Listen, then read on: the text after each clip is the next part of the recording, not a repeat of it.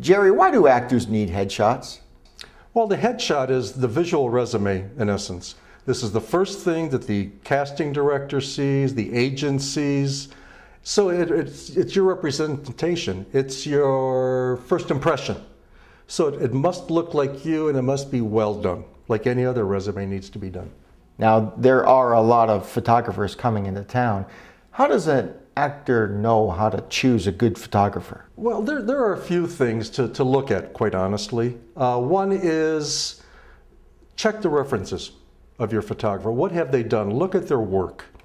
If you get the opportunity to meet with them prior to it, it's very difficult to walk into a situation where you meet the photographer for the first time, you're in a strange studio, there's a camera placed in front of you, and now you're supposed to act normal and natural and have this beautiful picture taken. I also recommend that you work with local photographers. A lot of good photographers in the area, and the reason being, there's always a need for a retake. Either the agent says, I want one smiling, I want one frowning, I want one with the head tilted.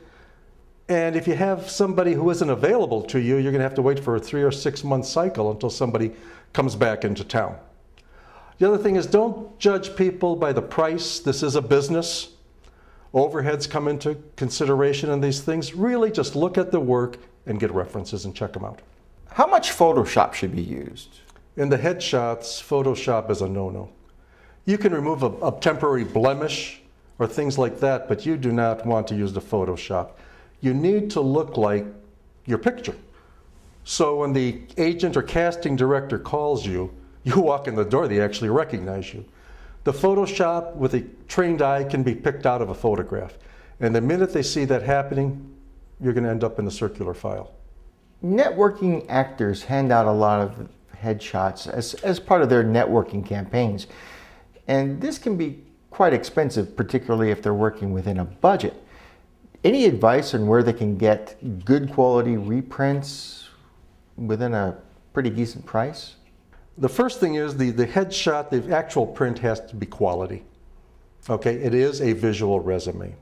My recommendation would be is to get the JPEG from your photographer, which is the name of the file, and shop it. Go to different places where they process photographs and pick the one that gives you the best results for the least amount of money, or at least within your budget. If you come up dry with everything, go back to your photographer. See if they can't help you out and what you can do with it. Because it's got to look good. Again, remember, this is a business, this is a visual resume. You wouldn't take a normal resume and hand it up in a crumpled piece of paper. Jerry, any other advice you can give actors out there?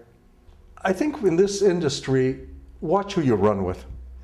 It's a growing industry, it's a new industry. A lot of people are starry-eyed, and it is a business. Anytime there's a business, there's people who take advantage of people. So watch who you hang with, who you run with. Have a plan and execute that plan, and be very careful so you don't get taken. It's very easy to do in this industry. Jerry Richart, thank you so much for joining us today on Michigan Film News. Thank you very much.